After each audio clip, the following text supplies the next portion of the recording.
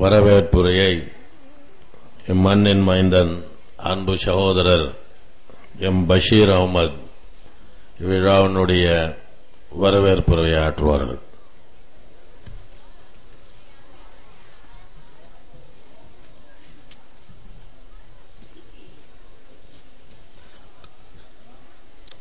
அஸ்ஸலாமு அலைக்கும் வரஹ்மத்துல்லாஹி வபரகாத்துஹு. கண்ணியத்திற்குரிய அல்லாஹுவின் நல்லடியார்களே, பெரியோர்களே, சகோதரர்களே மற்றும் இந்த மேடையில் அமைந்திருக்கிற தாய்மார்களே, உங்கள் அனைவருக்கும் என்னுடைய சலாமினை மீண்டும் கூறியவனாக எனதுரையை துவங்குகிறேன். அஸ்ஸலாமு அலைக்கும் வரஹ்மத்துல்லாஹி வபரகாத்துஹு. இந்த விழாவை சிறப்பிப்பதற்காக நம்முடைய அழைப்பை ஏற்று இங்கு வந்திருக்கும் அனைவர்களையும் வருக வருக என ரெட்டியூர் ஜமாத்தின் சார்பாகவும் மற்றும் விழா குழுவின் சார்பாகவும் இஸ்லாமிய இளைஞர் நற்பணி மன்றத்தின் சார்பாகவும் வருக வருக என அன்புடன் வரவேற்கிறோம். மேலும் இவ்விழாவை தலைமையேற்று நடத்தும் ஹாஜி எம் முகமது அய்யூப் அவர்களையும் மற்றும் இந்த விழாவை வரவேற்புரையாற்ற இருந்த அப்துல் நாசர் அவர்களையும் மற்றும் இந்த விழாவிற்கு முன்னிலை வகித்து நடத்தி கொண்டிருக்கும் மெஹராஜுத்தீன் அவர்களையும் மற்றும் அப்துல்லா அமானுல்லா அவர்களையும், மேலும் எங்களுடைய சிறப்பு அழைப்பை ஏற்று மிக தொலைவிலிருந்து வருகை தந்திருக்கும் தலைமை கழக பேச்சாளர் கோவை ஜாகிர் அண்ணன் அவர்களையும் மற்றும் எங்கள் அழைப்பை ஏற்று இங்கு பேச வந்திருக்கும் மௌலானா மௌலவி எம்.ஒய்.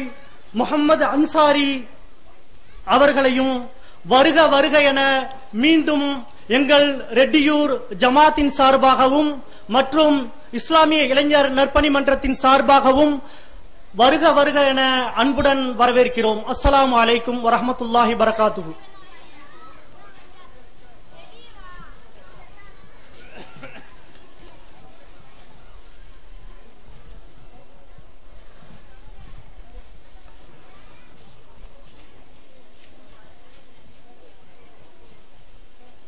அஸ்ஸலாமு அலைக்கும்.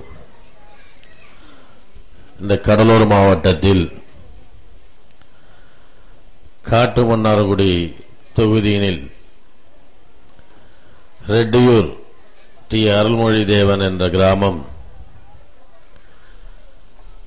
கொள்ளிடம் ஆத்தங்கரையில்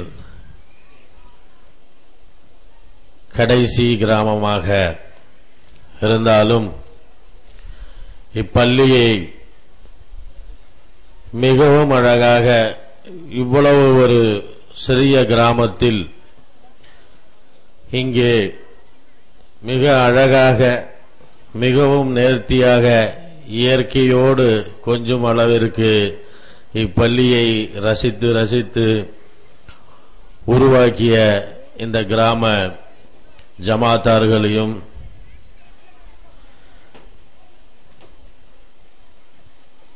இங்கே இப்பள்ளியை காண அருகாமை ஊரிலிருந்தும் பக்கத்து மாவட்டத்திலிருந்தும் இங்கே அலைகடலென குழுமி இருக்கின்ற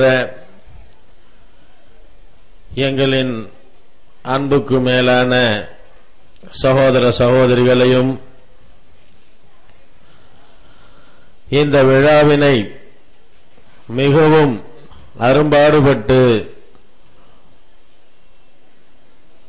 இந்த இனிய கிராமத்தில் மிக நேர்த்தியாக பாடுபட்டு கொண்டிருக்கின்ற செயலாற்றிக் கொண்டிருக்கின்ற இஸ்லாமிய இளைஞரணி சங்கத்தினரையும் அவர்களோடு அவர்களுக்கு அறிவுரை கூறிக் கொண்டிருக்கின்ற ஜமாத்தார்களையும் தலைவர்களையும் இங்கே வருகை புரிந்திருக்கின்ற எனது கழக அன்பு கண்மணிகளையும் எங்களுடைய மாவட்டத்தின் பொருளாளர் லால்பேட்டை எம் முகமது அய்யூப் அவர்களையும், எங்களுடைய மாவட்டத்தினுடைய செயலாளர் அன்பு சகோதரன் கொல்லுமேட்டு என் அமானுல்லா அவர்களையும், இங்கே சிறப்புரையாற்ற காத்திருக்கும் அன்பு சகோதரர் இமாம் புகாரினுடைய தாளாளர் மௌலவி அல்ஹாஜ் எம்ஐ முகமது அன்சாரி அவர்களையும், நீங்கள் அவளோடு காத்திருக்கும் எங்களுடைய தலைமை கழக பேச்சாளரும் மார்க்க விளக்க விரிவுரையாளருமான எங்களின் பாசமிகு சகோதரர் கோவை அண்ணன் ஜாக்கீர் அவர்களையும் மற்றும் அனைத்து ஊர் ஜமாத்தார்களையும் நண்பர்களையும் அன்போடு வரவேற்பதில் நாங்கள் பெருமகிழ்ச்சி கொள்கின்றோம். காலத்தின்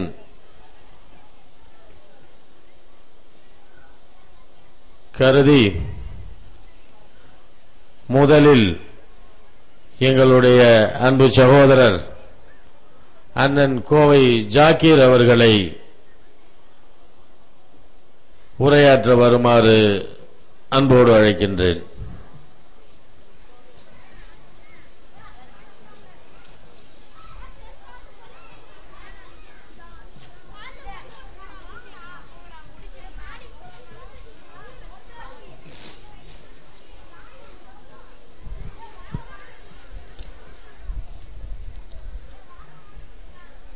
அஸ்ஸலாமு அலைக்கும் வரஹ்மத்துல்லாஹி வபரகாத்துஹு.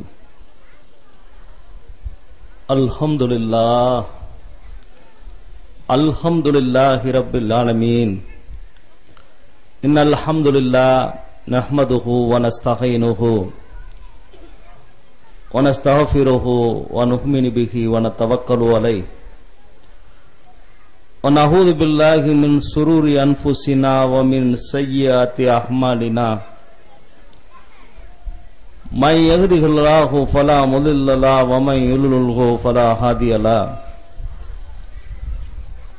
ونشهد أن لا إله إلا الله وحده لا شريك له. ونشهد أن محمدا عبده ورسوله. أما بعد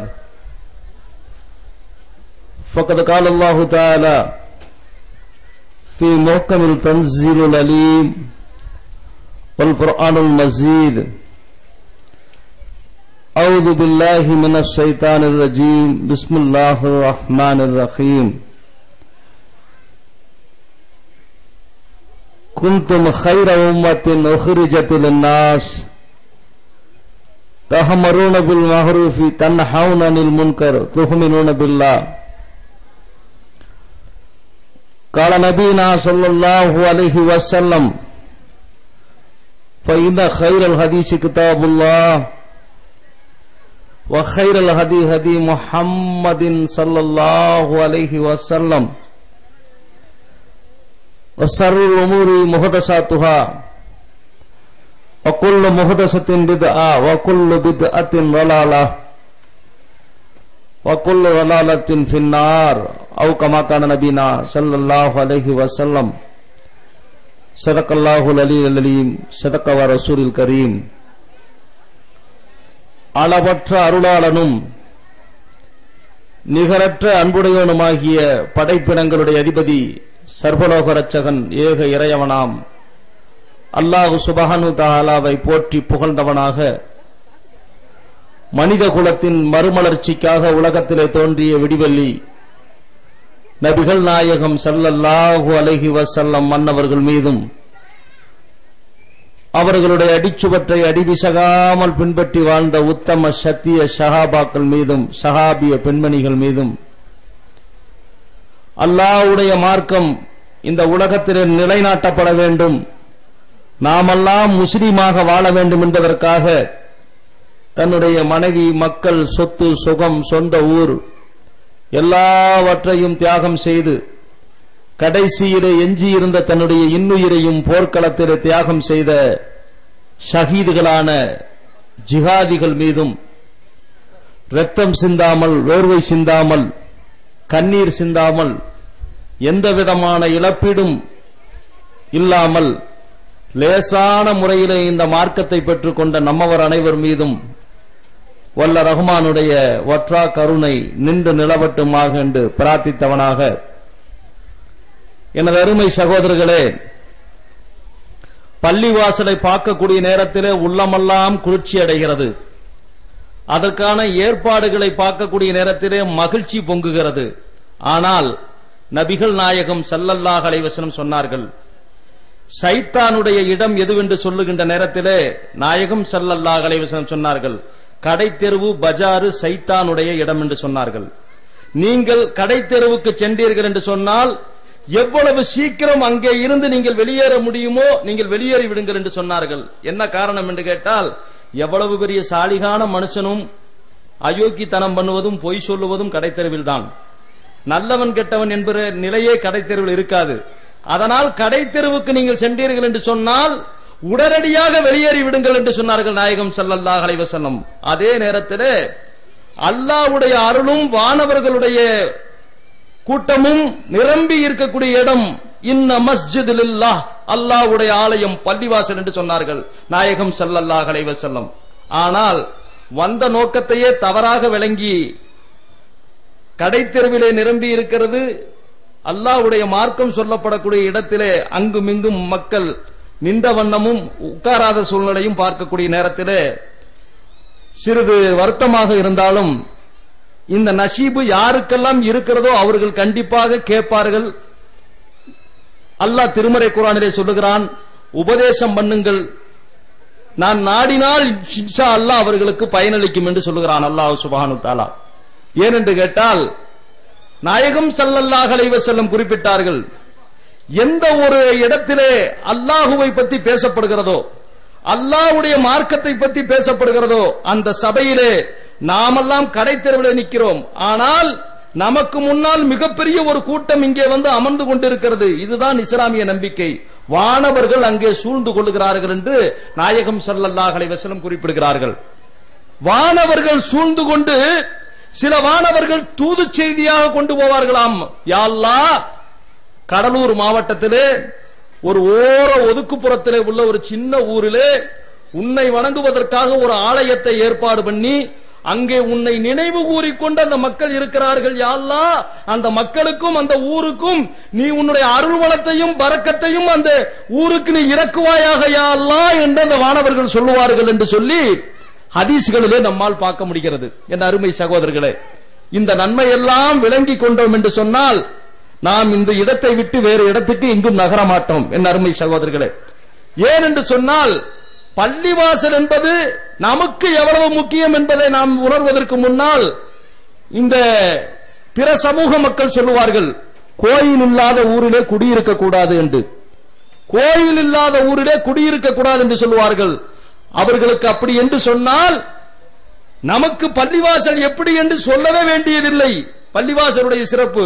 அதனால்தான் நாயகம் ஸல்லல்லாஹு அலைஹி வஸல்லம் மக்கமா நகரிலே வாழ்ந்தார்கள். லா இலாஹ இல்லல்லாஹ் முஹம்மது ரசூலுல்லாஹ், வணக்கத்திற்கு தகுதியானவன் அல்லாஹ் ஒருவனை தவிர வேற யாரும் இல்லை என்று சொல்லக்கூடிய இந்த கலிமாவை சொன்னார்கள். மக்களை அல்லாஹ்வின் பால் கல்லையும் மண்ணையும் மரத்தையும் செடியையும் கொடியும் வணங்கிக் கொண்டு கால்நடைகளை விட மோசமாக உள்ள ஒரு காட்டுமிராண்டி சமூகத்தில் தான் அல்லாஹு தஆலா முஹம்மது ஸல்லல்லாஹு அலைஹி வஸல்லத்தை நபியாக அனுப்பினான். மக்களுக்கு அல்லாஹ்வின் பால் வாருங்கள், அல்லாஹை வணங்குவதற்கு தகுதியானவன் அல்லாஹ் ஒருவன் தான், வேற யாரும் இல்லை என்று சொல்லி இந்த கொள்கையை சொல்லுகின்ற நேரத்திலே மக்கமா நகரிலே தாங்க முடியாத கொடுமைகள், சித்திரவதைகள் நாயகம் ஸல்லல்லாஹு அலைஹி வஸல்லத்திற்கு கொடுக்கப்பட்டது.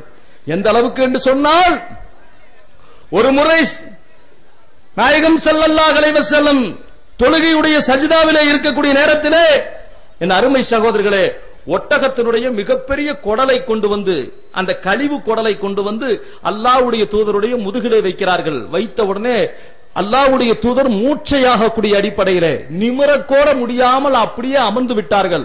அந்த நேரத்துல பாத்திமா ரலியல்லாஹு பார்த்து விட்டு, என்னுடைய தந்தையே உங்களுக்கா இந்த கதி என்று சொல்லி ஓடி வருகிறார். இனி ஒரு பக்கம் பார்த்தால் இப்னு அப்பாஸ் ரலியல்லாஹு ஓடி வருகிறார்கள். ரெண்டு பேரும் வந்து கஷ்டப்பட்டு முழு பலத்தையும் கொடுத்து அந்த குடலை அப்புறப்படுத்துகிறார்கள். நாயகம் ஸல்லல்லாஹு அலைஹி வஸல்லம் எழுந்து பார்க்கிறார்கள். பார்க்கின்ற நேரத்தில் உத்துபா, சைபா, உபை பின் ஹலப், ஹாமான் போன்ற இஸ்லாமிய மார்க்கத்தினுடைய எதிரிகளான அந்த கொடுங்கோலர்கள் சுற்றிலும் நின்று சிரித்துக் கொண்டிருந்தார்கள். நாயகம் ஸல்லல்லாஹு அலைஹி வஸல்லம் சொன்னார்கள், அல்லாஹ் இவர்களை உன்னிடத்தே ஒப்படைத்து விடுகிறேன், நீ பார்த்துக் கொள் என்று. 12 வருஷத்துக்கு 13 வருஷத்துக்கு பின்னால் அல்லாஹ் பத்ரு போர்ல கணக்கு தீர்த்தான். இவர்களை உன்னிடத்திலே ஒப்படைக்கிறேன் என்று சொல்லிவிட்டு நாயகம் ஸல்லல்லாஹு அலைஹி வஸல்லம் நின்றார்கள். ஒன்றும் சொல்லவில்லை, அல்லாஹ்வை மட்டும் வணங்குங்கள் என்று சொன்னார். படைப்பினங்களை விட்டுவிட்டு படைத்தவனை மட்டும் வணங்குங்கள், போதையில இருக்காதீர்கள், விபச்சாரம் புரியாதீர்கள், திருடாதீர்கள், பொய் பேசாதீர்கள், புறம் பேசாதீர்கள், அல்லாஹ்வை வணங்குங்கள் என்று சொன்ன ஒரே ஒரு காரணத்திற்காக தாயிப் நகரத்தினுடைய வீதியிலே சிறுவர்கள் கல்லால் அடித்து துரத்தினார்கள். இதோ பைத்தியக்காரர், மனநோயாளி என்று சொல்லி நபிகள் நாயகம் ஸல்லல்லாஹு அலைஹி வஸல்லத்தை கல்லால் அடிக்கக்கூடிய நேரத்தில் ரத்தம் சொட்ட சொட்ட அல்லாஹ்வுடைய தூதர் ஓடினார்கள். எப்படி தெரியுமா ஓடினார்கள்? ஹதீஸ் கிரந்தங்களிலே பார்க்கிறோம். யா அல்லாஹ், என்னை எங்கே கொண்டு போய் சேர்த்த போகிறாய், என்னை யாரிடத்திலே கொண்டு போய் ஒப்படைக்க போகிறாய் யா அல்லாஹ் என்று சொல்லி கதறிக்கொண்டு ஓடினார்கள் நாயகம் ஸல்லல்லாஹு அலைஹி வஸல்லம். என் அருமை சகோதரர்களே, இவ்வளவு கொடுமைகளுக்கு பின்னால் தான் மக்கா வாழ்க்கையிலிருந்து அல்லாஹ் தஆலா இனி போதும், இனி இங்கே இருந்தால் உங்களுடைய உயிர் போய்விடும், லா இலாஹா இல்லல்லாஹ் முஹம்மது ரசூலுல்லாஹ் என்ற கலிமாவை சொல்லுவதற்கு ஒரு முஸ்லிம் கூட இல்லாமல் ஒரு நிலை ஏற்பட்டுவிடும், நீங்கள் ஹிஜ்ரத் செல்லுங்கள் என்று சொல்லி அல்லாஹ் கட்டளை திருக்குர்ஆனுடைய வசனத்தை இறக்குகிறான். நாயகம் ஸல்லல்லாஹு அலைஹி வஸல்லம் ஒரு சில சஹாபாக்களை அழைத்துக் கொண்டு மதீனாவிற்கு ஹிஜ்ரத் செல்லுகிறார்கள். பள்ளிவாசலுடைய சிறப்பை சொல்லுவதற்கு சொல்ல வருகிறேன். மதீனாவிற்கு ஹிஜ்ரத் சென்று செய்கிறார்கள். ஹிஜ்ரத் சென்று மதீனாவிற்கு போன உடனேயே மக்கள் எல்லாம் வரவேற்று அல்லாஹ்வுடைய தூதரை அபு அய்யூபுல் அன்சாரி என்று சொல்லக்கூடிய தோழருடைய வீட்டிலே நாயகம் ஸல்லல்லாஹு அலைஹி வஸல்லத்தை அழைத்துச் செல்கிறார்கள். அந்த இடத்திலே எல்லா சகாபாக்களும் கூடக்கூடிய நேரத்திலே நாயகம் ஸல்லல்லாஹு அலைஹி வஸல்லம் சொன்னார்கள், என்ன நாம் செய்ய வேண்டிய முதல் வேலை என்னதுன்னா ஹிஜ்ரி 2ல தான் தொழுகை கடமையாச்சு. நாம செய்ய வேண்டிய முதல் வேலை எதுவென்று சொன்னால் உடனடியாக ஒரு பள்ளிவாசலை கட்ட வேண்டும் என்று சொன்னார்கள் நாயகம் ஸல்லல்லாஹு அலைஹி வஸல்லம். ஆச்சரியமான செய்தி. இந்த செய்தியை பார்க்கக்கூடிய நேரத்தில் முதலாவதாக ஒரு பள்ளிவாசலை கட்ட வேண்டும் என்று சொன்னார்கள். கட்ட வேண்டும் என்று சொன்ன உடனே மதீனாவிலே அதற்கான இடத்தை பார்க்கிறார்கள். பார்க்கின்ற நேரத்திலே 2 அனாதை சிறுவர்கள், 2 யத்தீமான அனாதை சிறுவர்களுக்கு ஒரு இடம் இருக்கிறது. அந்த இடத்திலே என்ன நடந்து கொண்டிருக்கிறது தெரியுமா? அந்த இடத்திலே யூதர்களுடைய பிணங்களை அடக்கக்கூடிய சுடுகாடு அந்த இடம். அந்த இடத்தை நாயகம் ஸல்லல்லாஹு அலைஹி வஸல்லம் கேட்கிறார்கள். அந்த சிறுவர்கள் என்ன செய்கிறார்கள் என்றால், எங்களுக்கு எதுவுமே வேணாம் யா ரசூலுல்லாஹ், நீங்களே இந்த இடத்தை எடுத்துக்கொள்ளுங்கள், உங்க இறைவனை வணங்குவதற்காக கொடுக்கிறாங்க. நபிகள் நாயகம் ஸல்லல்லாஹு அலைஹி வஸல்லம் சொன்னாங்க, இல்லை இல்லை, நீங்களே அனாதிகளாக இருக்கிறீர்கள், சும்மா வேணாம், அதுக்குரிய கிரயத்தை வாங்கிக் கொள்ளுங்கள் என்று ஒரு சிறிய தொகையை கொடுத்து விட்டு அந்த இடத்தை வாங்குகிறார்கள். அந்த இடம் வாங்கி உடனடியாக சகாபாக்களுக்கு கட்டளை இடுகிறார்கள். அங்கே இருக்கக்கூடிய அந்த புதகுழியெல்லாம் தோண்டுங்கள், பிணத்தை அடக்கம் செய்த குழியெல்லாம் நீங்கள் தோண்டுங்கள் என்கிறார்கள் நாயகம் ஸல்லல்லாஹு அலைஹி வஸல்லம். கள்ளி முள்ளு மரங்கள் எல்லாம் வெட்டப்படுகிறது. ஒரு வரட்டுத்தனமான ஒரு முரட்டுத்தனமான இடமாக அந்த இடம் இருந்தது, காட்சி அளிக்கக்கூடிய இடமாக. அந்த கள்ளி மரங்களை எல்லாம் வெட்டி குழியை தோண்டுகிறார்கள். உள்ளுக்குள்ள கால் எலும்பு, தலை எலும்பு, கை எலும்பெல்லாம் இருக்குது. அந்த எலும்புகளை பூரா அப்புறப்படுத்துறாங்க. அப்புறப்படுத்தி விட்டு அந்த இடத்தை மட்டப்படுத்தி பேரிச்ச மரத்திலான கால்களை நட்ட வைத்து சிறிது அந்த ஓலைகளை போட்டு முதலாவதாக அந்த பள்ளிவாசல் துவங்கப்பட்டது. என் அருமை சகோதரர்களே, நபியுடைய கரத்தால் கட்டப்பட்ட பள்ளிவாசல். அந்த பள்ளிவாசல் துவங்கப்பட்டது.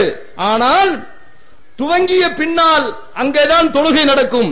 தொழுகிற நேரத்தில் பார்த்தோம்னா மழை பெஞ்சிச்சுன்னு சொன்னா தண்ணி அப்படியே உள்ள நிக்கும். நாயகம் ஸல்லல்லாஹு அலைஹி வஸல்லம் அல்லாஹு அக்பர்னு தக்பீர் கட்டி சஜிதாவிற்கு போனார்னா சேத்துக்குள்ள அப்படியே சஜிதாவுக்கு போவாங்களாமா. அல்லாஹ் அக்பர்னு சஜிதாவுக்கு போயிட்டு முகத்தை நிமித்தினா தாடியிலிருந்து சேறு அப்படியே வடியுமாமா. என்ன அளவுக்கு அந்த இடம் அப்படிப்பட்ட இடத்துல இருந்துச்சு. ஆனா அல்லாஹ்வுடைய தூதருடைய மரணத்திற்கு பின்னால் அபூபக்கர் சித்திக் ரலியல்லாஹு அவர்கள் ஆட்சி பீடத்திற்கு வருகிறார், அமீருல் மூமினீனாக பொறுப்புக்கு வருகிறார். வருகின்ற நேரத்தில் உடனே என்ன பண்றாங்க, அப்ப கொஞ்சம் இஸ்லாம் நிறைய பரவிருச்சு, கொஞ்சம் அட்வான்டேஜா கொஞ்சம் வசதி எல்லாம் வந்துருச்சு. வந்த உடனே இந்த சாலையிலே இனி நம்ம தொழுகுவது மழையிலும் காத்திலும் பனியிலும் ரொம்ப சிரமம் என்று சொல்லிவிட்டு அந்த பந்தலை பிரிப்பதற்கு முற்படுகிறார்கள். அங்கதான் ஒரு சண்டை வருது. அந்த இடத்தை பிரிப்பதற்கு முற்படுகிறார்கள். அங்கே ஒரு பிரச்சனை வருகிறது. என்ன பிரச்சனை தெரியுமா? நாயகம் ஸல்லல்லாஹு அலைஹி வஸல்லம் உயிரோடு இருந்த காலத்திலே அல்லாஹ்வுடைய தூதர் எதையும் கை வைக்காமல் அப்படியே விட்டார்கள் என்று சொல்லி ஒரு சச்சரவு வருகின்ற நேரத்தில் அபூபக்கர் சித்திக் ரலியல்லாஹு அப்படியே விட்டு விடுகிறார்கள். பின்னால் அபூபக்கர் சித்திக் ரலியல்லாஹுவுடைய ஆட்சிக்கு பின்னால் ஹஜ்ரத் உஸ்மான் ரலியல்லாஹுடைய ஆட்சி வருகிறது. அமீருல் மூமினீனாக அவர் மாறுகிறார். மாறுகின்ற நேரத்தில் இந்த குடிசையை மாற்றிவிட்டு கட்டடமாக மாற்ற வேண்டும் என்று அந்த நேரத்தில் உஸ்மான் ரலியல்லாஹு அதை பிரிப்பதற்கு முற்படுகிறார்கள். அப்போதும் பிரச்சனை வருகிறது. என்ன பிரச்சனை தெரியுமா? அல்லாஹ்வுடைய தூதர் நாயகம் ஸல்லல்லாஹு அலைஹி வஸல்லம் இருந்த நேரத்திலே அந்த சாலையை மாற்றி அமைக்க முயற்சி செய்யவில்லை. பின்னால் அபூபக்கர் சித்திக் ரலியல்லாஹு ஆட்சிக்கு வந்தார்கள், கலீஃபாவாக வந்தார்கள். அவர்கள் வந்த நேரத்திலும் அதை பிரிப்பதற்கு முற்படவில்லை. ஆனால் உஸ்மான் அவர்களே, நீங்கள் மட்டும் அதை மாற்றுவதற்கு முயற்சி செய்கிறீர்களே, இதற்கு நாங்கள் ஒருபோதும் உடன்பட மாட்டோம் என்று சொன்னார்கள். அந்த நேரத்தில் உஸ்மான் ரலியல்லாஹு சொன்னார்கள், மக்களே, இதே இந்த சாலை பள்ளிவாசலை கட்டுகின்ற நேரத்தில் கல் சுமந்தவனிலே நானும் ஒருவன், மண்ணை சுமந்தவனிலே நானும் ஒருவன் என்று விட்டு அந்த நேரத்தில் உஸ்மான் ரலியல்லாஹு சொன்னார்கள், யார் பள்ளிவாசலுக்காக ஒரு செங்கலை தூக்கி வருகிறாரோ, ஒரு மண்ணை ஒரு கவலம் சுமந்து வருகிறாரோ, அவருக்கு அல்லாஹ் சொர்க்கத்திலே ஒரு வீட்டை கட்டி தருவதற்கு தயாராக இருக்கிறான், எதிர்பார்த்து காத்திருக்கிறார் என்று இந்த வார்த்தையை சொன்னார்கள் உஸ்மான் ரலியல்லாஹு. அடுத்த நிமிஷம் பார்த்தா அந்த சாலையே இல்ல. வேகமா பிரிச்சுட்டாங்க. பிரித்து சுத்திலும் செவறு வைத்து கட்டடமாக்கப்பட்டது. அது எது தெரியுமா? இன்னைக்கு உலகத்திலேயே இன்னைக்கு தலை சிறந்த இன்னைக்கு வசீகரமான பள்ளிவாசல் என்று சொல்லக்கூடிய மதீனாவில் இருக்கக்கூடிய மஸ்ஜிது நபவி, அந்த பள்ளிவாசல் தான் அது.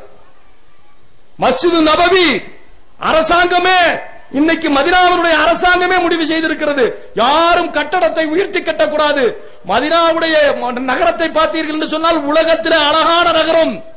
இஸ்லாமிய சிந்தனையும் ஈமானிய உணர்வு உள்ள ஒவ்வொருவரும் நான் மதீனாவிலே போய் அல்லாஹ்வுடைய தூதர் அடக்கம் செய்யப்பட்டிருக்கக்கூடிய நடுப்பகுதியில் அல்லாஹ்வுடைய தூதர், இந்த பக்கம் அபூபக்கர் சித்திக் ரலியல்லாஹு, ஒரு பக்கம் உமர் ரலியல்லாஹு அடக்கம் செய்யப்பட்டிருக்கக்கூடிய அந்த மதீனாவிலே போய் கடைசி கட்டத்தில் என்னுடைய ரூஹ் அங்கே போக வேண்டும்டா அல்லாஹ் என்று ஆசை வைக்கிறார்கள் என்று சொன்னால், அந்த மஸ்ஜிது நபவி பள்ளிவாசலை நாயகம் ஸல்லல்லாஹு அலைஹி வஸல்லம் தன்னுடைய கரத்தால் கட்டிய காரணத்தினாலதான் நபவின்னு பேர் வந்துச்சு. நபவினா என்ன?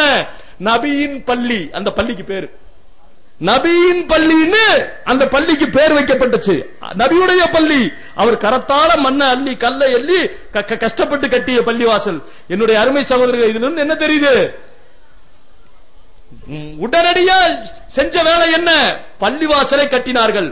பள்ளிவாசலுடைய சிறப்பு தெரிந்தது என்று சொன்னால், பள்ளிவாசல் சொன்னா நாம பயன்படுத்துறோம்ல பள்ளிவாசல், அப்படி இல்ல. பள்ளிவாசல்னா என்ன தெரியுமா? நாம பள்ளிவாசல்ல என்ன பயன்படுத்துவோம்? 5 நேரம் தொழுகுவோம், மக்தபு மதரசா நடக்கும், மத்தியான நேரத்தில் வந்து படுத்து தூங்குவோம், பாத்ரூமுக்கு போவோம், கழிவறைக்கு போவோம், இந்த மாதிரி பயன்பாடுகளை செய்வோம். மகாசபை கூட்டம் வரும், சில ஊர்ல நல்லா நடக்கும், சில ஊர்ல அடிச்சுக்கிட்டு சாவாங்க.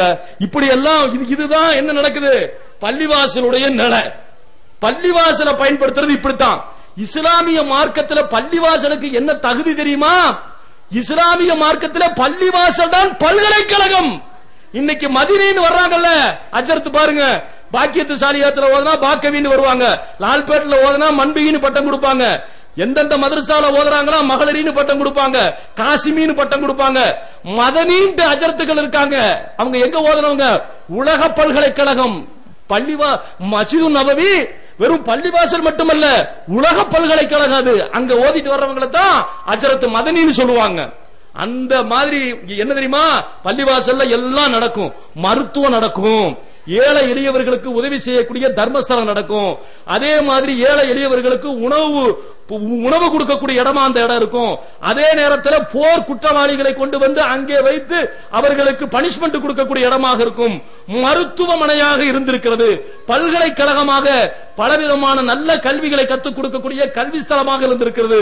அதே மாதிரி இயற்கை சோதனைகள், சுனாமி, காற்று, இந்த மாதிரியான சூழ்நிலைகள் வருகின்ற நேரத்தில் மக்களுக்கு அடைக்கலம் தரக்கூடிய ஒரு நிவாரண முகாமாக இருந்திருக்கிறது. பள்ளிவாசல் என்பது படுத்து தூங்குவதற்கும், கக்கூத்து பாத்ரூம்ல பீடி சிகரெட் குடிச்சிட்டு அங்கங்க போட்டு போறதுக்கும் அல்ல பள்ளிவாசல். அல்லாஹ்வுடைய ஆலயம் எதற்காக என்று சொன்னால் ஒரு மூமின்களுடைய அத்துணை பிரச்சனைகளும் அங்கே தீர்க்கப்பட வேண்டும். அதுதான் இஸ்லாத்தினுடைய சட்டத்திட்டம், அடிப்படை என்பதை நான் முதலாவதாக இங்கே பதிவு செய்ய கடமைப்பட்டிருக்கிறேன். என் அருமை சகோதரர்களே, இந்த மாதிரியான இந்த பள்ளிவாசலுடைய சிறப்பை நாம வாழ்க்கையில உணர்ந்துகிட்டோம்னு சொன்னா, என் அருமை சகோதரர்களே, பள்ளிவாசலை கட்டுறோம். ஆனா நீங்க பார்த்தோம்னு சொன்னா, நபிகள் நாயகம் ஸல்லல்லாஹு அலைஹி வஸல்லம் சொன்னார்கள், ஒரு காலம் வரும் விண்ணை முட்டக்கூடிய விதத்திலே சொல்லுகிறார்கள், பள்ளிவாசல்கள் உயர்ந்து காட்சியளிக்கப்படும். ஆனா என்ன இருக்காது, இப்படி வந்துச்சுன்னு சொன்னாலே கியாம நாளுடைய அடையாளம் நாங்க ரசூலுல்லாஹ். என்ன அர்த்தம் அதுக்கு? பள்ளிவாசல் பயங்கரமா இருக்குங்க. பல கோடி ரூபாயில இருக்கும் பள்ளிவாசல். உதாரணத்துக்கு கூத்தூர்ல, கூத்தாநல்லூர், இங்க கூத்தாநல்லூர்ல பார்க்கலாம். அதே மாதிரி திருவாரூர் மாவட்டத்தில் இன்னொரு இடத்துல கூட பார்க்கலாம், கொடிக்கால் பாளையம்ங்கிற ஊர்ல பார்க்கலாம். பல கோடி ரூபாயில பள்ளிவாசல் கட்டி வச்சிருப்பாங்க. பஜ்ருக்கு பார்த்தா 11 பேர் இருப்பாங்க, 10 பேர் இருப்பாங்க. பள்ளிவாசல் பார்த்தீங்கன்னா என்ன, முதியோர் இல்லமா மாறிட்டு இருக்குது இன்னைக்கு. பள்ளிவாசல் பூரா இளைஞர்கள் பூரா எங்க கேரம் போர்டு விளையாடுறது, செல்ல வச்சு கேம் விளையாடுறது, வீடியோ கேம் விளையாடுறது, கிரிக்கெட்ல பைத்தியம் முடிச்சு போய் சுத்துறான். எங்க பார்த்தாலும் மேட்டு மட்டையும் தூக்கி சுத்துறான் இருக்கான். ஞாயிற்றுக்கிழமை அன்னைக்கு காலையில கிளம்பினா எப்ப வீட்டுக்கு வர்றான்னு சொல்ல முடியறது இல்ல. இளைஞர்கள் பூரா இப்படி. நம்ம தாய்மார்கள்லாம் ஒன்னும் சொல்ல வேண்டியதில்லை, உட்கார்ந்து அப்படியே பார்த்தா கண்ணுல அவ சீரியல்ல அவ அழுதான்னா இவங்களும் அழுவாங்க, அவ சிரிச்சான்னா இவங்களும் சிரிப்பாங்க. குழந்தை பாலுக்கு கதறினாலும் சரி, புருஷன் வந்து சோத்துக்கு கதறினாலும் சரி, சோத்த போடுன்னு அங்க போட்டு வச்சிருக்கிறது போய் தின்னு போய் அப்படின்ட்டு உட்கார்ந்து தாய்மார்கள் டிவியில இப்படி. இதுல வந்து யாருக்கு பள்ளிவாசல் யாருக்குன்னு கேட்டா முதியோர் இல்லம், வயசானவங்க. நீங்க எந்த ஊர்லயாவது போய் பாருங்க, பஜ்ருக்கு இளைஞர்கள் நீங்க வந்து பஜ்ருக்கு வந்து ஒளி செஞ்சுட்டு இருக்கிறத பார்க்க முடியாது. ஒரு 4-5 வயசானவங்க உட்கார்ந்து அவுஜுகிட்ட உட்கார்ந்து இருப்பாங்க. எல்லா ஊர்லயும் இதான் நிலை, பள்ளிவாசலோட நிலை. பள்ளிவாசல் என்றால் முதியோருடைய இல்லமாக மாத்திக்கிட்டு இருக்கிறோம். பள்ளிவாசலை கட்டணா பத்தாது, பெரிய விருந்து கொடுத்தா பத்தாது, அதுக்கான ஒரு நிகழ்ச்சி எடுத்தா பத்தாது, செய்யணும், நிகழ்ச்சி எடுக்கணும், செய்யணும். ஏன்னு கேட்டீங்கன்னா, இன்ன மஸ்ஜிதுலில்லாஹ், உன்னுடைய வீட்டை கட்டி ஒரு வீட்டை நீ திறந்து வைக்கிறேன்னு சொன்னா நீ வலிமா விருந்து கொடுக்கிற, அதுக்கு அவ்வளவு முயற்சி பண்றேன்னா, இப்ப திறக்கப்படுவது இங்க வழிபாடு நடப்பது அல்லாஹ்வுடைய வீடு. அப்ப உன்னுடைய வீட்டை விட பல மடங்கு அதுக்கு முக்கியத்துவம் கொடுக்கணும். அதுக்கு மாற்று கருத்து இல்ல. அதை எப்படி பயன்படுத்த வேண்டும் என்பதுதான் மார்க்கம் சொல்லக்கூடிய அடிப்படையில, அல்லாஹ் சொல்லக்கூடிய அடிப்படையில, அல்லாஹ்வுடைய தூதர் சொல்லக்கூடிய அடிப்படையில பள்ளியை நாம் பயன்படுத்த வேண்டும். அப்பதான் அல்லாஹ்வுடைய அருளும், அல்லாஹ்வுடைய நிஹமத்தும், அல்லாஹ்வுடைய பரக்கத்தும் இந்த ஊர்ல இருக்கக்கூடிய முசீபத்துகளை அல்லாஹ் போக்கி குடும்பம் குடும்பமா பள்ளிவாசலோடு ஆண்கள் தொடர்பு இருக்கணும். அதே நேரத்தில் பெண்களும் வீடுகளிலே தொழ வேண்டும். விருப்பப்பட்டார்கள் என்று சொன்னால் மார்க்க நிகழ்ச்சிக்கு பள்ளிக்கும் வரலாம். இப்படிப்பட்ட சூழ்நிலைகளை நாம் உருவாக்கினால் தான் இந்த பள்ளிவாசல் கட்டுவதிலே, இந்த பள்ளிவாசல் திறப்பதிலே உண்மையான பயன் இருக்கிறது என்பதை நான் இந்த நேரத்தில் பதிவு செய்யறதுக்கு கடமைப்பட்டிருக்கிறேன். என் அருமை சகோதரர்களே, ஏன்னு கேட்டீங்கன்னா, இந்த இஸ்லாமிய மார்க்கம் நமக்கு லேசா கிடைக்கல. இந்த மார்க்கம் அல்லாஹ் நமக்கு லேசாக தரவில்லை. நாயகம் ஸல்லல்லாஹு அலைஹி வஸல்லம் சொன்னார்கள், அஹ்லு சுஃபா, என்னுடைய சமுதாயத்திலே 70க்கும் மேற்பட்டவர்கள் இருப்பார்கள், திண்ணை தோழர்கள். நாயகம் ஸல்லல்லாஹு அலைஹி வஸல்லம் சொன்னார்கள், 70க்கும் மேற்பட்ட திண்ணை தோழர்கள் இருப்பார்கள். இவர்களுக்கு தங்குமிடம் எங்க தெரியுமா? மஸ்ஜித் நபவியுடைய திண்ணி. அவர்களுக்கு பார்த்தோம் என்று சொன்னால் திண்ணை தோழர்கள் என்று பெயர். அஹ்லு சுஃபா என்ற திண்ணை தோழர்கள் என்று பெயர். அந்த திண்ணை தோழர்களாக இருக்கக்கூடிய என்னுடைய தோழர்கள், அவர்களுடைய ஆடை எப்படி தெரியுமா இருக்குமா? நாயகம் ஸல்லல்லாஹு அலைஹி வஸல்லம் சொன்னாங்க, ஒரே ஒரு ஆடையை கட்டி இருப்பார்கள், அதை கூட ஒரு பகுதி உள்ளே வைத்து ஒரு பகுதி வெளியே வைத்து மறைக்கும் அளவுக்கு அந்த ஆடை இருக்காது. அழுத்தமாக பாலைவனத்திலே காற்று வீசியது என்று சொன்னால் ஆடையுடைய 2 முனையும் பிடித்து புட்டு ஒரு ஓரத்திலே போய் அமர்ந்து விடுவார்கள், காற்று ஓயும் வரை. ஏனால் ஆடை அவிழ்ந்து விடும் என்று. அப்பேற்பட்ட ஆடையைத்தான் அவர்கள் அணிந்திருந்தார்கள். என் அருமை சகோதரர்களே, இன்னைக்கு நம்மளோட நிலைமை எப்படி இருக்குது? பீரால திறந்து வச்சுட்டு தலையை சொறிறோம், எந்த துணி போடுறதுன்னு தெரியாம. இதை போடவா அதை போடுவான்னு. கண்ணாடி கிட்ட நின்று யோசிச்சோம்னா இந்த பெர்ஃபியூம் அடிக்கவா அந்த பெர்ஃபியூம் அடிக்கவா, அத்தரை போட்டுக்கலாமா இதை போட்டுக்கலாமான்னு அங்க ஒரு ஆலோசனை, தலையை சொறிகிறோம். வீட்டை விட்டு வெளியே வர்றதுக்குள்ள பொம்பளை தோத்து போயிடணும். அந்த மாதிரி ஒரு சூழ்நிலைக்கு இருக்கிற நம்ம. அதே மாதிரி இதுதான் நட. ஒரு ஆடைக்கு மேல் மறு ஆடை இல்லை. ஏன்னா முஸஹப் உமைர் என்று சொல்லக்கூடிய நபி தோழர் எல்லாம் பார்த்தோம் என்று சொன்னால் பெரிய செல்வ சீமாட்டி குணாஸ் என்று சொல்லக்கூடிய பெண்மணியுடைய மகன் இஸ்லாத்தை ஏற்றுக்கொண்ட காரணத்திற்காக தன்னுடைய மரணத்தினுடைய நேரத்திலே, உஹது போர்க்களத்திலே மரணம் அடைந்த நேரத்திலே, அவருக்கு உலகத்திலே ஏழையாக இருந்தாலும் பெரிய கோடீஸ்வரராக இருந்தாலும் கடைசியிலே மூட்டப்படாத துணி, கஃபன் துணி, மலிவான விலையில வாங்கக்கூடிய கஃபன் துணி, அந்த கஃபன் துணி கூட நிறைவாக இல்லாமல் ஒரே ஒரு ஆடையை வைத்து தலைப்பகுதி மறைத்தால் கால் பகுதி தெரியும், கால் பகுதியை மறைத்தால் தலைப்பகுதி தெரியும். அப்படிப்பட்ட சூழ்நிலையிலே முஸஹப் பின் உமைர் ரலியல்லாஹு அடக்கம் செய்யப்பட்டார் என்று சொல்லி உஹது போர்க்களத்திலே அடக்கம் செய்யப்பட்டார் என்று நாம் ஹதீஸ்களிலே பார்க்கிறோம் என்று சொன்னால், அல்லாஹ் நமக்கு வழங்கி இருக்கிற ஆடைகள் எவ்வளவு விதவிதமாக வழங்கி இருக்கிறான், அருட்கொடை அள்ளி கொடுத்திருக்கிறான். நாமெல்லாம் முஸ்லீம் ஆவதற்கு தியாகம் செய்த அந்த தோழர்கள் ஒரு ஆடைக்கு மாற்று ஆடை இல்லாத சூழ்நிலையிலே வாழ்ந்திருக்கிறார்கள். அதே நேரத்திலே ரசூல் ஸல்லல்லாஹு அலைஹி வஸல்லம் சொல்கிறார்கள், என்னுடைய தோழர்களிலே அவர்களுடைய ஆடை இப்படி இருக்கும், மழையிலும் காற்றிலும் படுப்பதற்கு இடமில்லாமல் திண்ணைகளிலும் தெருக்களிலும் படுத்து கிடப்பார்கள் என்று சொல்லுகிறார்கள் நாயகம் ஸல்லல்லாஹு அலைஹி வஸல்லம். அதே நேரத்தில் பார்த்தோம்னா சாப்பாட்டுடைய நிலை அவங்களுக்கு எப்படி இருக்குமாமா? என் அருமை சகோதரர்களே, பசி கொடுமை தாங்க முடியாமல் தெருவிலே வருவார்களாம் சில நேரங்களிலே. ஒரு சம்பவத்தை பார்க்கிறோம். ஒரு முறை பார்த்தால் உமர் ரலியல்லாஹு வந்துகிட்டு இருக்கிறாங்க. பேரிச்சம்பழத்தினுடைய அறுவடை நேரம். அந்த நேரம் கடுமையான வெயில். உமர் ரலியல்லாஹு வீட்டை விட்டு வந்துட்டு இருக்காங்க. வர்ற நேரத்துல பார்த்தா எகுத்தால அபூபக்கர் சித்திக் ரலியல்லாஹு வர்றாங்க. அஸ்ஸலாமு அலைக்கும் அபூபக்கர் சித்திகே. வலைக்கும் சலாம் ரஹ்மத்துல்லாஹி பரக்காத்துஹு. எங்க உமரே, கடுமையான வெயிலா இருக்குது, இந்த மாதிரி நேரத்துல எங்க கிளம்பி போயிட்டு இருக்கிறீங்கன்னு உமர் ரலியல்லாஹு சொல்றாங்க.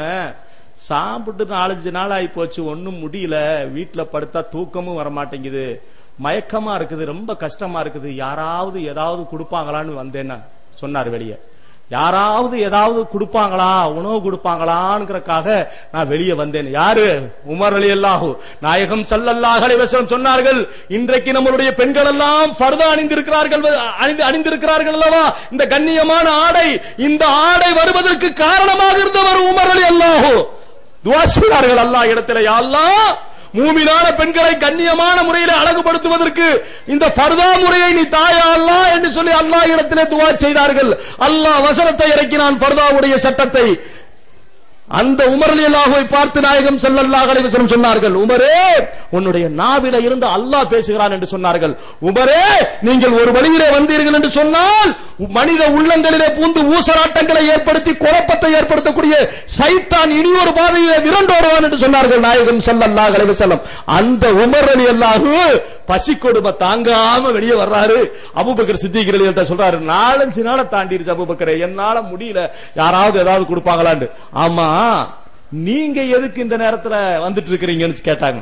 கேட்ட உடனே அபூபக்கர் சித்திக் ரலியல்லாஹு சொன்னாங்க, என்னன்னு, ஒருவேளை சோத்துக்கு தெருவில் அலைஞ்சிருக்கிறாங்க, ஆனா நாமோ வீட்டுல இருக்குது, எல்லா கோல்டும் கொட்டி வச்சிருக்குது, தங்கம் இருக்குது, எல்லாமே இருக்குது, இருந்தாலும் இங்க வந்தும் கூடிய அங்கதான் நம்மளுடைய பொழப்பு பூரா இருக்குது, நம்மளுடைய கால நேரமெல்லாம் அங்கதான் ஓடிக்கிட்டு இருக்குது, இந்த வாங்கலாமா அதை வாங்கலாமான்னு. என்னுடைய அருமை சகோதரர்களே, அபூபக்கர் சித்திக் ரலியல்லாஹு கேக்குறாங்க, நீங்க எங்க இந்த வேலையில? நானும் எனக்கும் 2-3 நாள் ஆச்சு, சாப்பிட்டு ரொம்ப முடியல உமரே, நானும் வெளியே யாராவது கூப்பிடுவாங்களான்னு வந்தேன் அப்படின்னு சொல்லி அவர் சொல்றாரு. சொன்ன உடனே இவங்க 2 பேரும் போயிட்டு இருக்காங்க. அந்த நேரத்துல எகுத்தால ஒருத்தர் வர்றாரு. யாரு?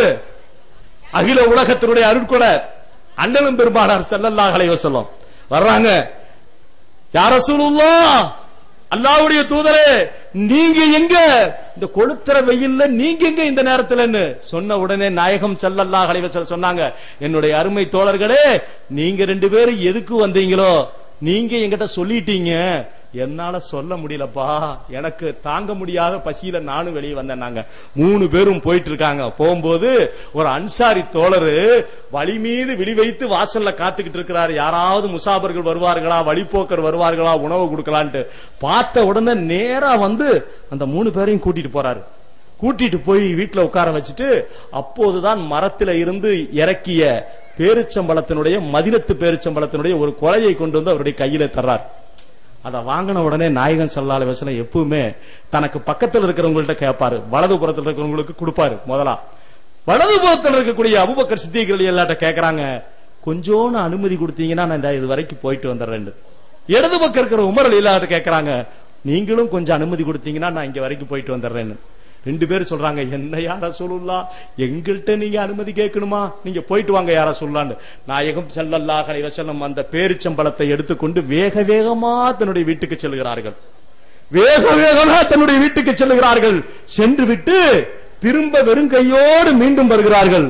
வருகின்ற நேரத்துல 2 தோழரும் கேட்கிறாங்க, யா ரசூலுல்லாஹ், நீண்ட நாளைக்கு பின்னால பசியோடு இருந்த நேரத்துல நல்ல உணவு கிடைச்சதே, இத கிடைச்ச உடனே நேரா கொண்டு வீட்டுக்கு போயிட்டு வர்றீங்களே, திரும்ப வர்றீங்களே, என்ன யா ரசூலுல்லாஹ், என்ன விஷயம்னு கேட்கிறாங்க.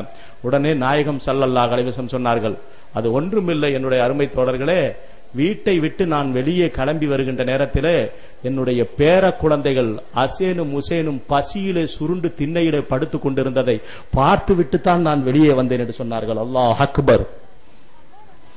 சோத்துல கை வைக்கும் போது, நல்ல உணவுல கை வைக்கும் போது இதையெல்லாம் நம்ம நினைக்கலன்னா நம்ம உள்ளத்துல ஈமானே இல்லைன்னு அர்த்தம். அல்லாஹ் காப்பாத்தணும். என் அருமை சகோதரர்களே, நாளைக்கு உலகத்தினுடைய ஒட்டுமொத்த மூமினான இளைஞர்களுக்கு தலைவராக சொர்க்கத்தில் இருக்கக்கூடிய அசேன் உசேன் ரெடி ஒருவேளை உணவு கூட இல்லாமல் திண்ணையில சுருண்டு படுத்து கிடந்தார்கள் என்று நாயகம் ஸல்லல்லாஹு அலைஹி வஸல்லம் தன்னுடைய பேர குழந்தைகளை பார்த்துவிட்டு, நான் இங்கே உட்கார்ந்து இதை சாப்பிடுவதற்கு எனக்கு மனசு வரவில்லை, அதனால் நான் வீட்டுக்கு சென்றேன் என்று சொல்லி நாயகம் ஸல்லல்லாஹு அலைஹி வஸல்லம் சொன்னார்கள் என்று சொன்னால், இன்னைக்கு நமக்கு அல்லாஹ் எப்படிப்பட்ட வாழ்க்கையை வச்சிருக்கிறான் யோசிச்சு பாருங்க. ஏதாவது குறை வச்சிருக்கிறான் அல்லாஹ்? சீதேவிகளே, தாய்மார்களே, பாத்திமான்னு பேரை வச்சிருக்கிறோம், சும்மையான்னு பேரை வச்சிருக்கிறோம், உம்மு சலமான்னு பேரை வச்சிருக்கிறோம், ஆயிஷான்னு பேர் வச்சிருக்கிறோம். ஆனா அவர்களுடைய வாழ்க்கை வரலாறுகளை நம்ம தெரிஞ்சுக்கணும். ஆனா நம்ம என்ன தெரிஞ்சு வச்சிருக்கிறோம்? சித்திய தெரிஞ்சிருக்கிறோம், அண்ணிய தெரிஞ்சிருக்கிறோம், செல்விய தெரிஞ்சிருக்கிறோம், மெட்டி ஒளிய தெரிஞ்சு வச்சிருக்கிறோம். வாழ்க்கையில மௌத்தா போறதுக்குள்ளார இவங்களுடைய வரலாறெல்லாம் நம்ம தெரியாம மௌத்தாயிட்டோம்னு சொன்னா நான் முஸ்லிமா வாழ்ந்ததற்கு அர்த்தம் இல்லாம போயிடும். என்ன அருமை சகோதரர்களே, எந்த அளவுக்கு சொர்க்கத்துடைய அரசி பாத்திமா ரலியல்லாஹு அன்ஹா அவர்களுடைய வறுமை எந்த அளவுக்கு இருந்தது என்று சொன்னால், ஒரு முறை பாருங்க, அலி ரலியல்லாஹு உட்கார்றாங்க. பாத்திமா ரலியல்லாஹு காஞ்ச ரொட்டி துண்ட ஒரு 2 துண்டை மடிச்சு எடுத்துட்டு வர்றாங்க. கணவனுக்கு சாப்பாடு வைக்கிறதுக்காக அதை கொண்டு வந்து அவருக்கு பக்கத்துல வைக்கிறாங்க. வைக்கிற நேரத்துல கையையே பாக்குறாங்க. அலி ரலியல்லாஹு கைய பார்த்துட்டு, பாத்திமாவே கைய விரிங்கிறாங்க. விரிக்க மாட்டேங்கிறாங்க. கையை விரி பாத்திமாங்கிறாங்க. கையை விரித்து பார்க்கிறார்கள். கையில உள்ள தோலெல்லாம் உளிஞ்சு போய் அப்படியே கையை பார்ப்பதற்கு வெண்குஷ்டம் வந்தவர்களுடைய கை எப்படி இருக்குமோ அதே போன்று கையெல்லாம் தோலெல்லாம் உளிஞ்சு அப்படியே புண்ணாயிருக்கு. கேட்கிறாங்க. இத பார்த்த உடனே அருமை கணவர் அலி ரலியல்லாஹுடைய கண்ணுல கண்ணீர் அப்படியே வடியுது. பாத்திமாவே என்ன இதுங்கிறாங்க. என்னுடைய அருமை கணவரே, உங்களுக்கும் நம்மளுடைய குழந்தைகள் அசேன் உசேனுக்கும் உணவு தயாரிப்பதற்காக, குடிப்பதற்கு தண்ணீருக்காக பல மைல் தூரம் பிரயாணம் செய்து, பல மைல் தூரம் காலிலே செருப்பு கூட இல்லாமல் பாலை பெருவழியிலே நடந்து முரட்டுத்தனமான ஈச்ச நாரிலான கயிற்றிலே தண்ணீரை சீந்தி சீந்தி என் கையில உள்ள தோலெல்லாம் உறிஞ்சு போச்சு என்னுடைய அருமை கணவரே. நாங்க கட அழுக ஆரம்பிச்சிட்டாங்க. அலி ரலியல்லாஹு குமிந்திருந்தார்கள். பாத்திமா ரலியல்லாஹு குமிந்து இருந்த நேரத்தில் தோல் புஜத்தை பார்த்தார்கள். ஏன்னா பாத்திமா ரலியல்லாஹுக்கு ஆடை எப்படி இருக்கும் என்று பார்த்தால் முரட்டுத்தனமான அங்கும் இங்கும் கிழிந்து ஒட்டு போட்டு இருக்கக்கூடிய ஒரு ஆடையை அணிந்திருப்பார்கள். அந்த இருட்டு சமையல் அறையை விட்டு வெளியேவே வரமாட்டார்கள். தன்னுடைய தந்தைக்கு முன்னாலும் கணவனுக்கு முன்னாலும் தான் பெற்ற பிள்ளைகளுக்கு முன்னாலும் தவிர யாரு வந்தாலும் அந்த அறையை விட்டு வெளியே வரமாட்டார்கள் என்று ஹதீஸிலே பார்க்கிறோம் நாம்.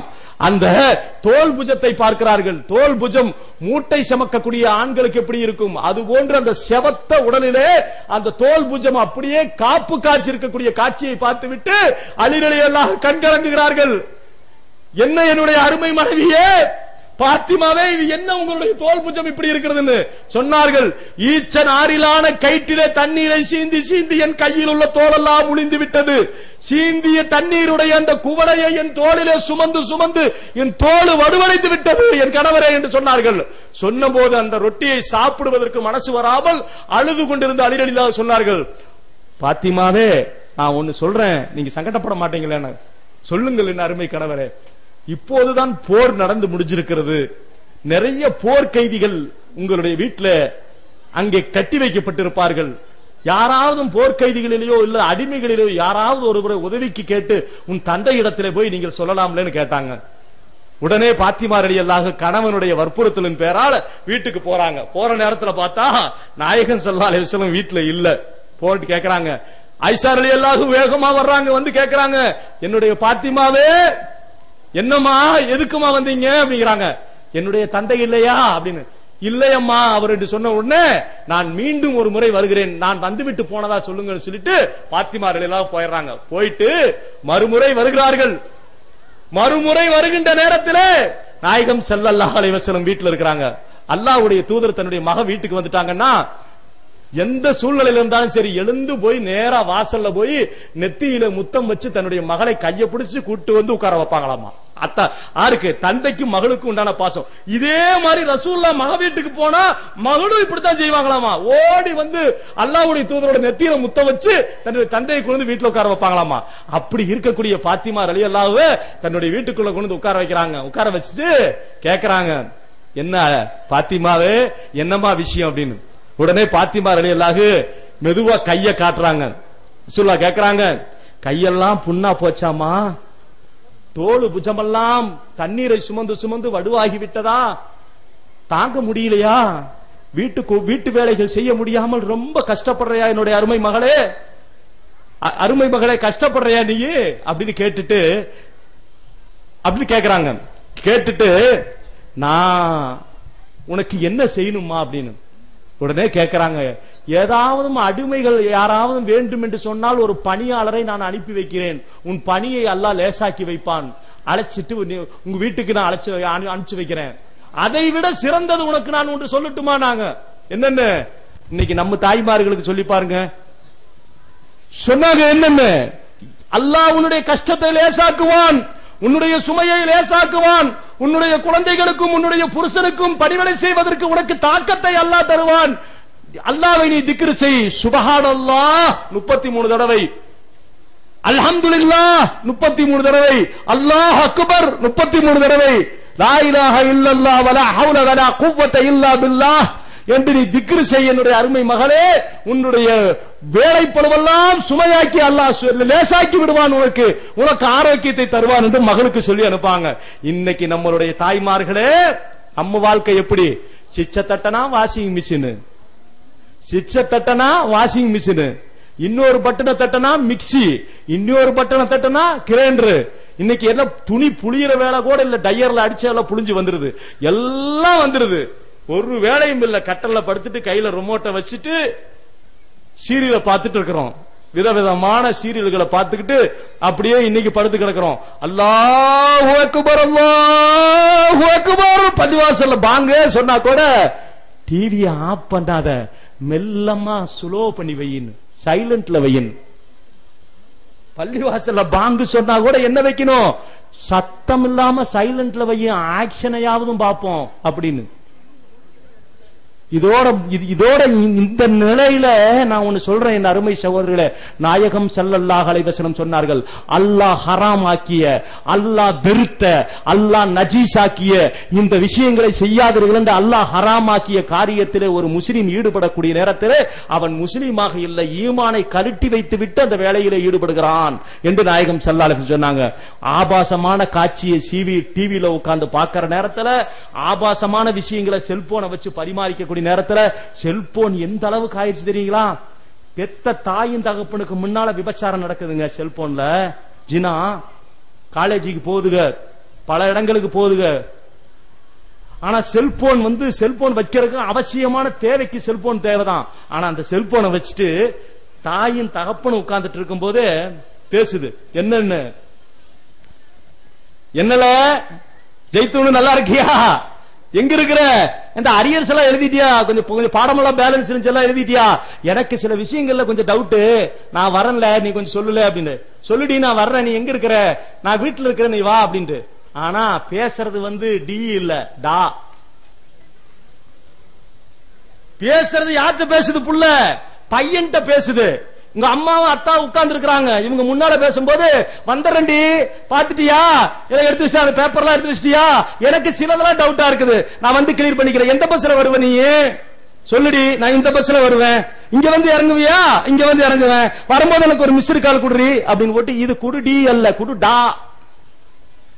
இதே மாதிரி இவங்க ரெண்டு பேரும் யாரு, அம்மாவும் அத்தாவும், என் பிள்ளைக்கு கல்வியில எவ்வளவு ஆர்வம் பாரு, என் பிள்ளைக்கு கல்வியில அளவில்லாத ஆர்வம், சந்தேகத்தை எந்த நேரமா இருந்தாலும் கேட்டு கேட்டு என் புள்ள படிக்குது, என் புள்ள நல்லா படிச்சு நல்லா வந்துரும் அப்படின்ட்டு. அதே மாதிரி பாத்தீங்கன்னா பையன் பேசுறான். என்னடா மாப்பிள நல்லா இருக்கியா, எங்க இருக்க, அந்த பஸ்லயே வந்துட்டு இருக்கிற, சரி சரி, நீ என்ன எல்லாம் எழுதிட்டியா, 2 பேப்பர்ல எனக்கு டவுட் மாப்பிள. இவன் அது மாப்பிள அல்ல, அது டால்ல டி. அம்மாவும் அத்தாவும் பக்கத்துல உட்கார்ந்துட்டு இருக்காங்க.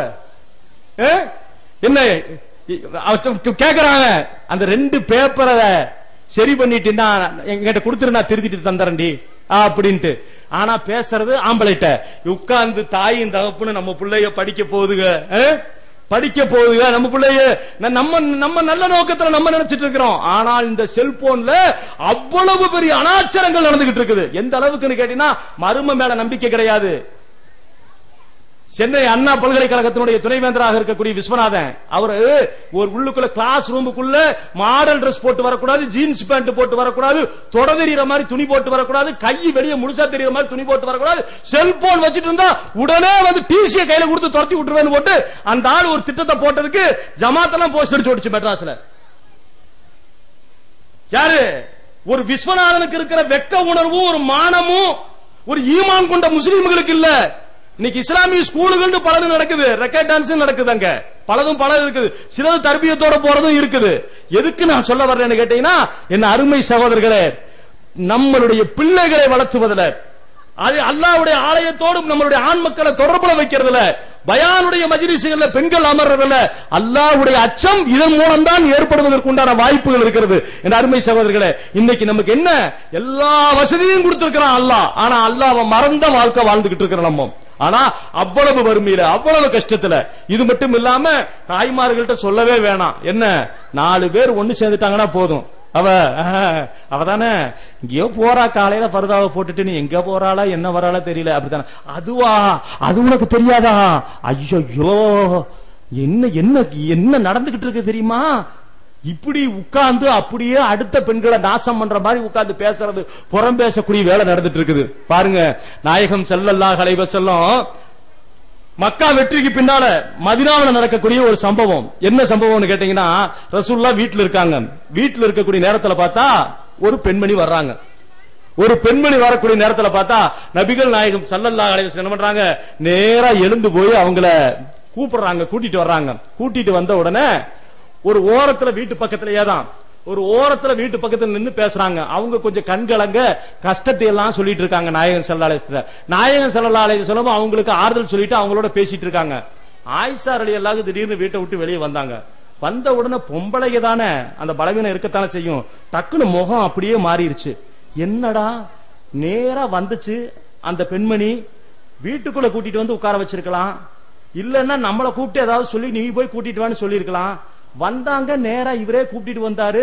தனியா நின்று ரொம்ப நேரம் பேசிட்டு இருக்காங்களேன்னு மூஞ்சி கொஞ்சம் மாறிடுச்சு. கொஞ்ச நேரம் பேசிட்டு அவங்கள வழி அனுப்பி வச்சுட்டு அல்லாஹ்வோட தூதர் வந்தாங்க. வந்த உடனே ஆயிஷா ரலியல்லாஹு அப்படியே முகம் மாறி இருந்து. வந்த உடனே ஆயிஷா ரலியல்லாஹு கேட்டாங்க, என்னங்க வந்தாங்க, அவங்கள தனியா கூட்டிட்டு போனீங்க, நீங்க நின்னு பேசிட்டு இருந்தீங்க, யார் அவங்கன்னு கேட்டாங்க. அந்த நேரத்துல நபிகள் நாயகம் ஸல்லல்லாஹு அலைஹி வஸல்லம் சொன்னாங்க, என்னன்னு, ஆயிஷாவே வந்தவங்க யாருன்னு உனக்கு தெரியணுமா?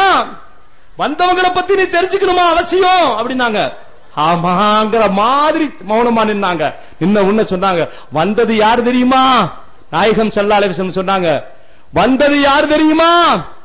நான் அனாதியாக நின்ற நேரத்திலே, நான் யத்தீமாக நின்ற நேரத்திலே, என்னால் தாங்க முடியாத அடிப்படையிலே வானவர் கோமான் ஜிப்ரீல் அலைஹி வஸல்லம் இரா குகையில வகிச்செய்தியை கொண்டு வந்த நேரத்திலே, நான் வாடி வதங்கி அனாதியா நின்ற நேரத்திலே, எனக்காக எல்லா சொத்துக்களையும் தியாகம் செய்த செல்வ சீமாட்டி கதீஜா, எனக்கு ஆறுதல் சொன்ன கதீஜா, எனக்கு பசியாத்திய கதீஜா, எனக்கு மருத்துவம் செய்த கதீஜா, எனக்கு எல்லா நேரத்திலும் உதவியா இருந்த என் நெஞ்சமெல்லாம் நிறைந்த மனைவி கதீஜாவுடைய தோழியாக்கும் இப்போது வந்துவிட்டு போனது என்று சொன்னார்கள் நாயகம் ஸல்லல்லாஹு அலைஹி வஸல்லம்.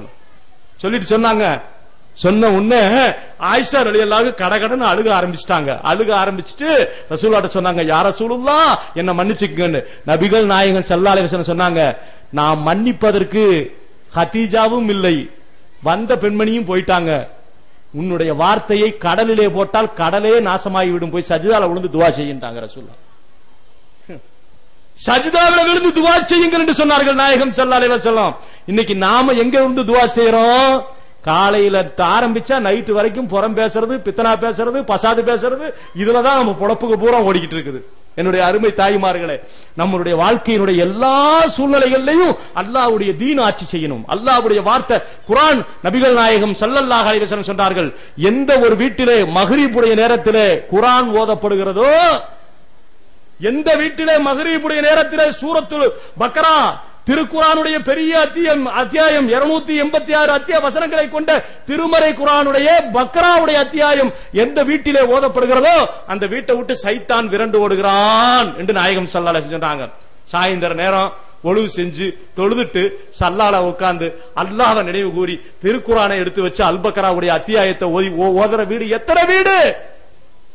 நபிகள் நாயகம் ஸல்லல்லாஹு அலைஹி வஸல்லம் சொன்னார்கள், ஃபர்லான தொழுகையை பள்ளிவாசலில் இமாம் ஜமாத்தோடு தொழுங்கள், சுன்னத்தான தொழுகைகளை உங்களுடைய வீடுகளிலே தொழுங்கள்.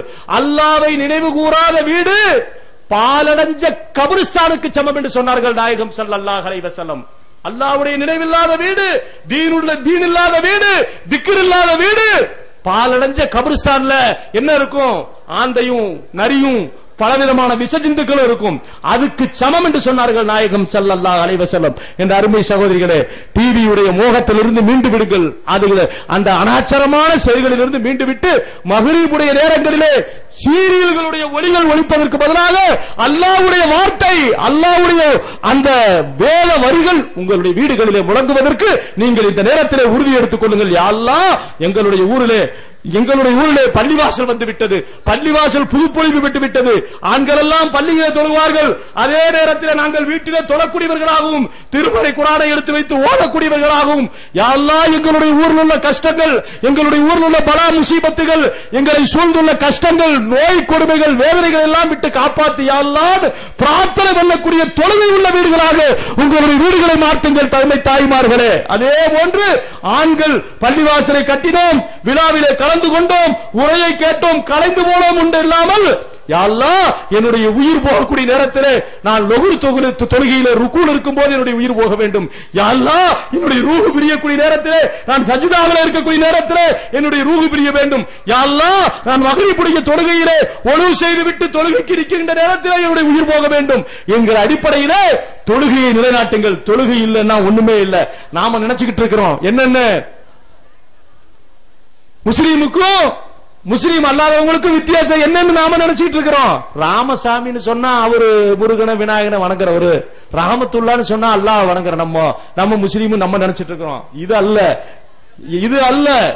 பேரால ஒருத்தர் முஸ்லீம் ஆக முடியாது, பேரால ஒருத்தர் முஸ்லீம் ஆக முடியாது, பரம்பரையால ஒருத்தர் முஸ்லீம் ஆக முடியாது, நிறத்தால ஒருத்தர் முஸ்லீம் ஆக முடியாது, பணத்தால ஒருத்தர் முஸ்லீம் ஆக முடியாது.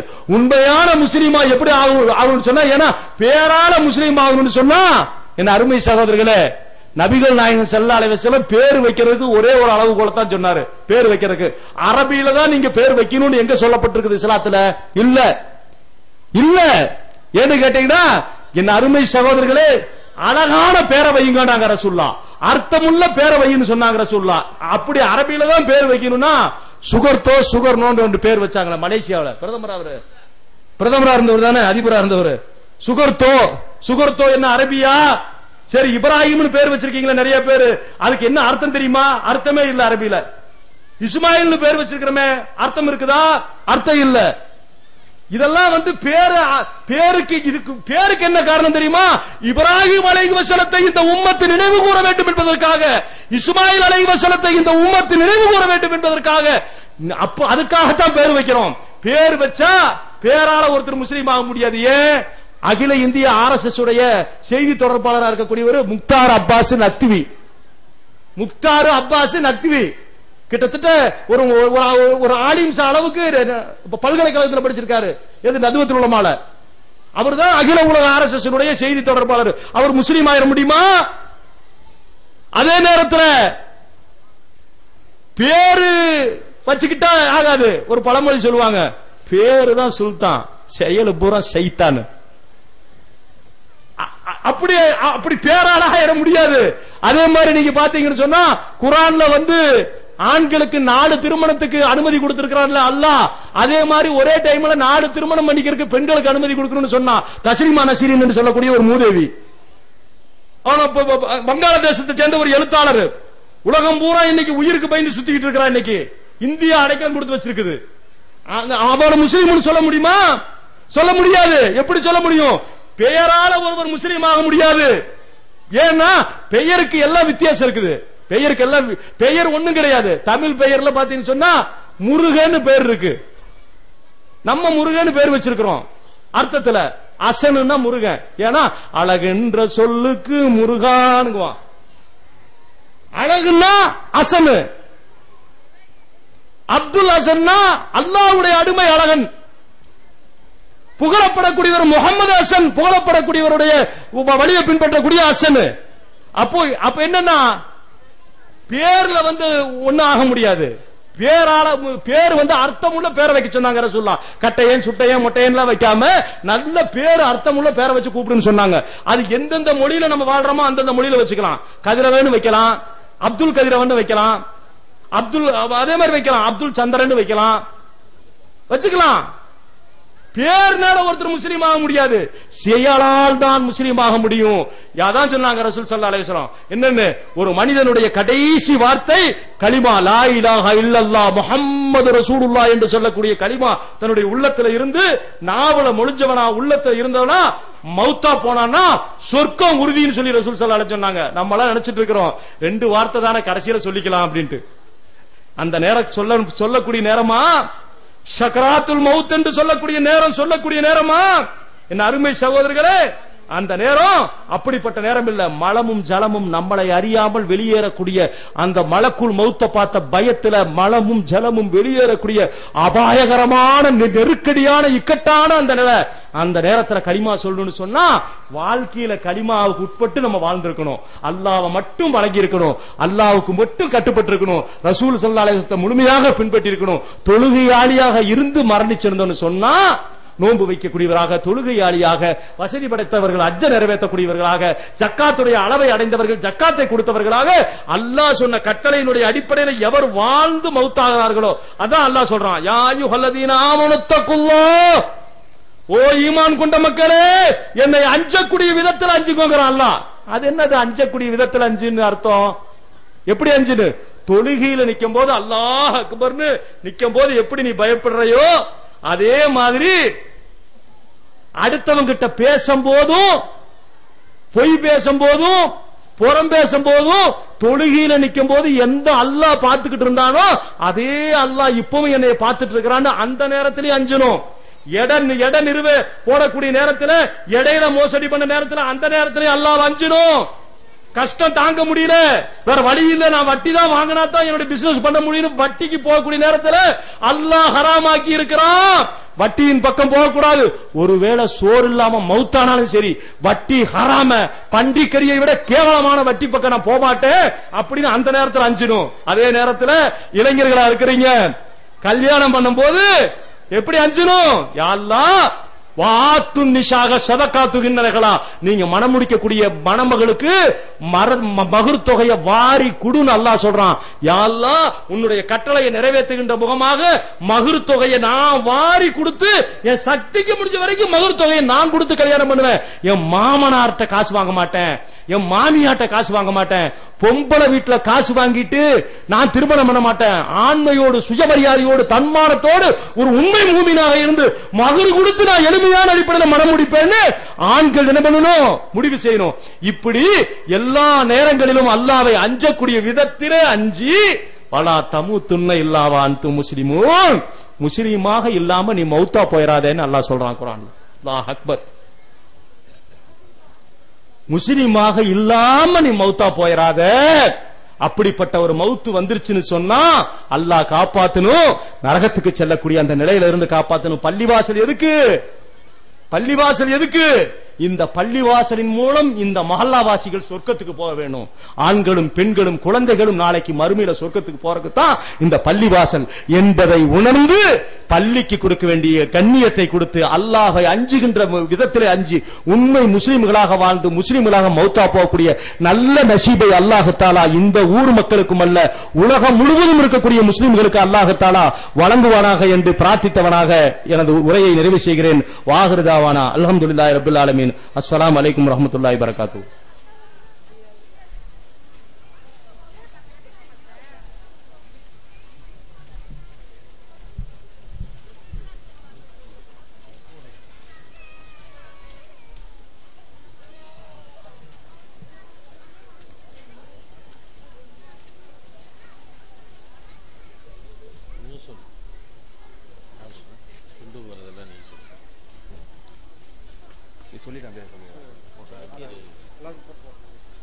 நீங்க சொல்லுங்க.